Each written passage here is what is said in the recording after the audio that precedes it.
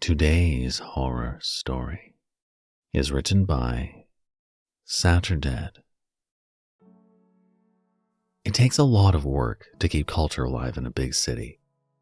I've dedicated most of my life to arranging community projects and keeping people engaged. Late night movie screenings, flea markets, chaperoning at youth centers, concerts, game nights, you name it. I'm the face in the crowd that people can't help but to recognize. But it didn't take me long to expand my interests to amateur theater, opera, and the ballet. While I don't know much about what makes a ballet or opera good, I did know a thing or two about promotion and just keeping a steady schedule. So over time, I became a sort of tag-along, and while I couldn't speak a line of dialogue without looking at a paper or stand on my toes for a pilé, I'd grown quite essential to the local performance groups. I didn't get paid much, but enough to get by. I had a total of 16 so-called micro jobs that paid the bills. But I've been looking into getting something a bit more stable. So, looking into my experience with the local culture scene, I applied for a full-time job at a local and very prestigious ballet school. This place had international recognition. And, lo and behold, I got the job. Mostly administration and logistics, but I also just helped out during classes. One of my favorite things to do was to help with flyers and social media accounts. I've always been a bit of a hobby photographer, and ballet has such stunning visuals. I had worked there for 8 months when we were putting on one of our biggest shows yet, our rendition of Coppelia. There had been all kinds of drama for months about who was getting which part, what venue we would use, what costume design to go for, all kinds of issues. I tried to help to the best of my abilities, but there was a limit to what I could do. I'd read up a lot on ballet history during my time there, and it is a genuinely interesting subject. So when we were getting closer to the first show date, I had an idea. See, back in the 1800s, there was a tradition among certain Parisian companies to perform a ghost ballet. It was essentially just a final rehearsal with a few more extra steps, but it was something I'd never seen performed before. The ghost ballet is performed the day before the first show. It is performed to an empty audience and with no music. The idea is that by keeping the seats empty, you leave room for past dancers to bless your performance. And by performing without music, or killing the music, it leaves the room for instruments past to be heard by the spectral audience. It is all just a way to remind the performers of their prestigious history, and also paying your respects to those who came before. The dance itself is usually just a silent version of whatever you're debuting the following night. I suggested we perform a ghost ballet before our Coppelia debut. I could take pictures and make a few posts about it on our social media accounts. Hell, we could even make it a bit spooky by using the black outfits from our Swan Lake performance. It would make the rehearsal a bit more fun while also paying tribute. Everyone was on board. Sabrine, who had the role of Swanhilda, went all in. She even suggested we take it a step further by inviting friends and adding a sort of skeleton makeup. I wasn't completely on board with it, but the others loved it. How could I say no? So, when the night of the ghost ballet came, it was a mini event in and of itself. There were about 20 people in the audience, and we dimmed the lights. The music was turned off, but it felt like we missed the point of it when there were friends and family invited. The point was to keep the seats empty, but yeah, times change, I suppose. The performance went perfectly fine, and I think the relaxed atmosphere made them all take a few more risks and really give it their all. People were cheering from the crowd, and in the dim lights, it all looked sort of haunting in a way. Just hearing their feet and panting was strangely unnerving. I took plenty of pictures. Our followers would love this. When the show was over, I couldn't help but feel like I'd done something wrong. The dancers seemed happy though. 2 of the guests even brought flowers to throw on stage. Mostly discolored blue sunflowers picked outside, but still, it was a nice gesture. Sabrine was beaming.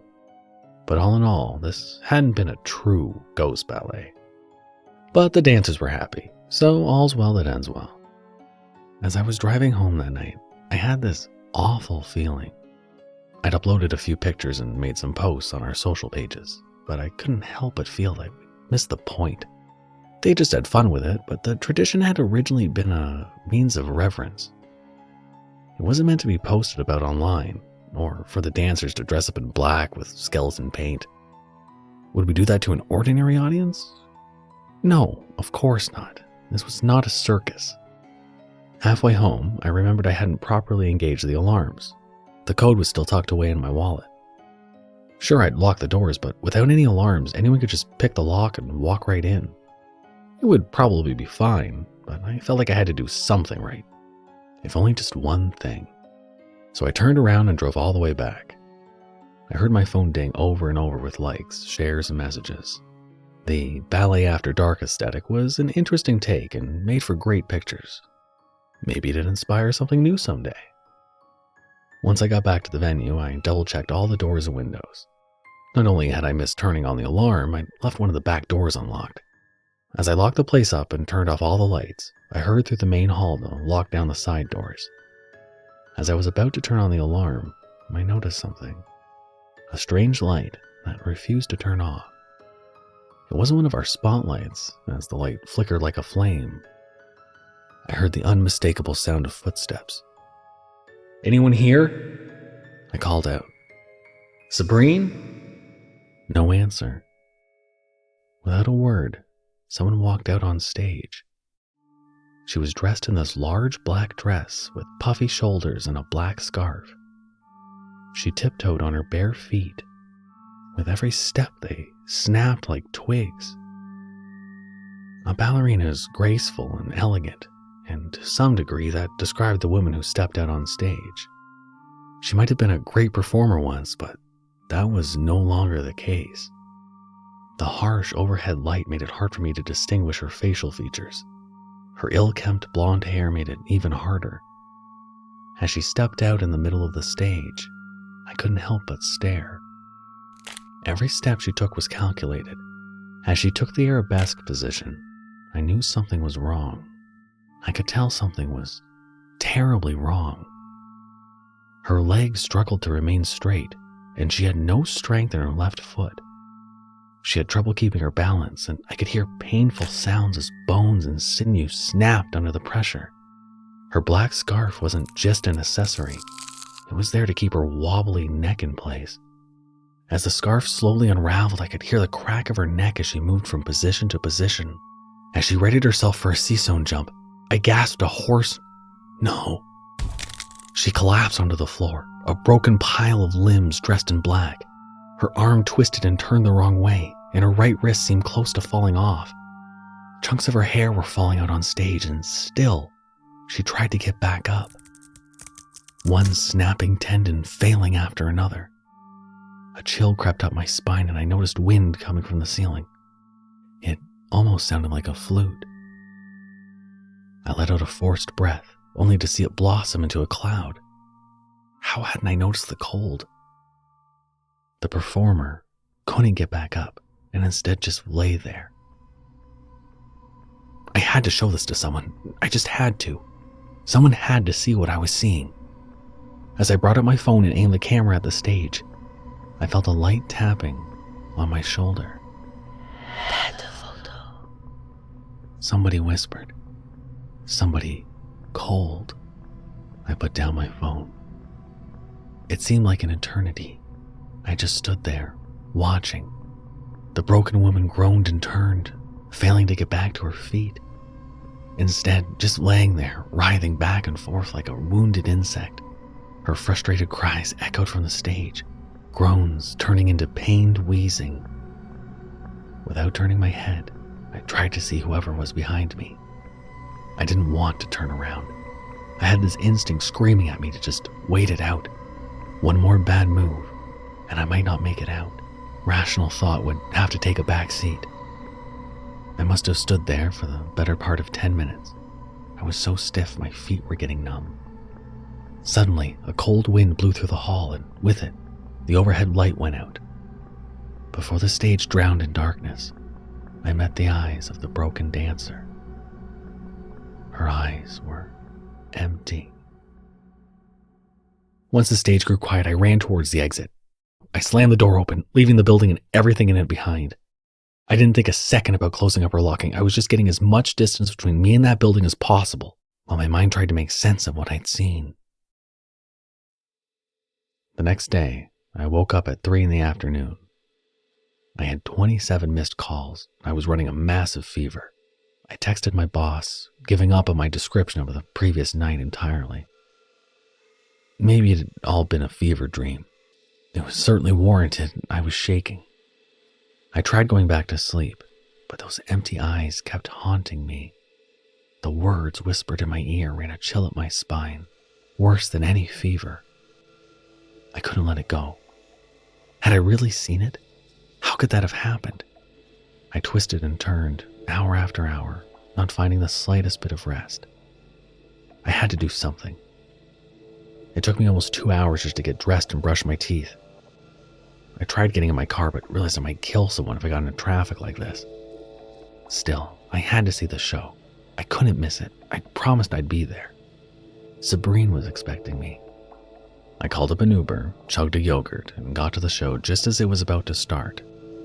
The back doors were unlocked, much to my chagrin. I stumbled inside, waving at the security guard. They recognized me, but were visibly worried. Maybe I didn't look my absolute best. Not really a premiere night type of outfit. Sweatpants rarely are. As I got backstage, there was the usual excitement in the air. The first act had just started, and I could feel the magic in the air. I had to see it for myself, just to make sure they were doing okay. It seemed fine. Sabrine was giving it her all. As she and Gaspar performed a perfect fish dive, I could hear the audience ooh and ah. Just like the performers were doing what was expected, so, in a way, was the audience. Then, a camera flashed. For a brief moment, I saw something in the empty seats. I heard something. Maybe I imagined it, but right along Sabrine, I heard this other set of footsteps. I found myself holding my breath, waiting for something to snap or twist, like the broken dancer. It struck me how, even with all her training, all it took was for a misplaced step for the show to be over. Another camera flash. I looked at the other dancers backstage. We have to... I couldn't find the words. My mind cramped. I just stared at the stage, whispering what I'd already been told. Pas de photo. Even so, there was another flash from the audience.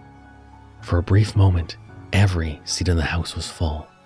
Elegantly dressed men and women clad in black funeral garments, mummified faces, and dirt-filled mouths. And there, ready to run in from the side of the stage, was the broken dancer. Right there, in the dark corner of my eye. The lights went off. A power outage.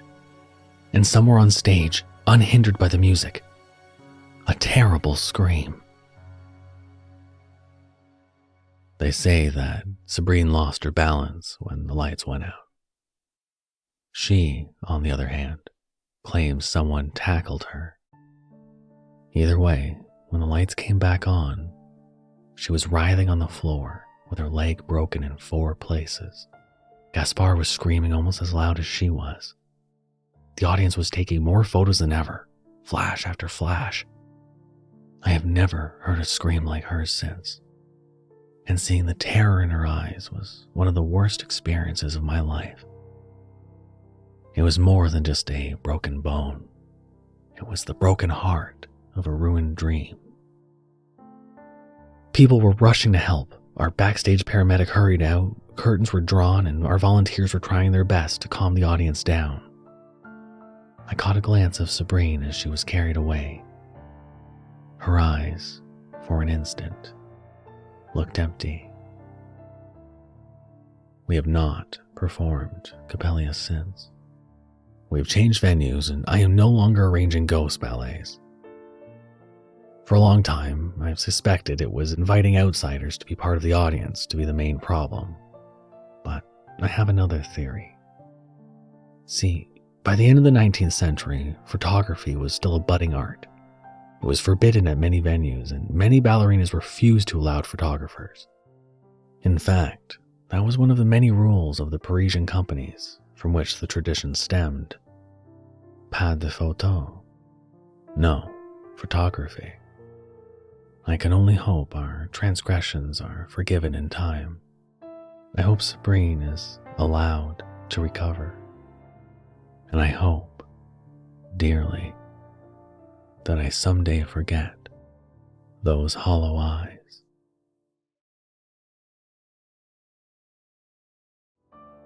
You know it's good luck to tell a performer to break a leg. Otherwise, their career could be gone in a flash. Thank you for listening, and you can handle another horror story, right?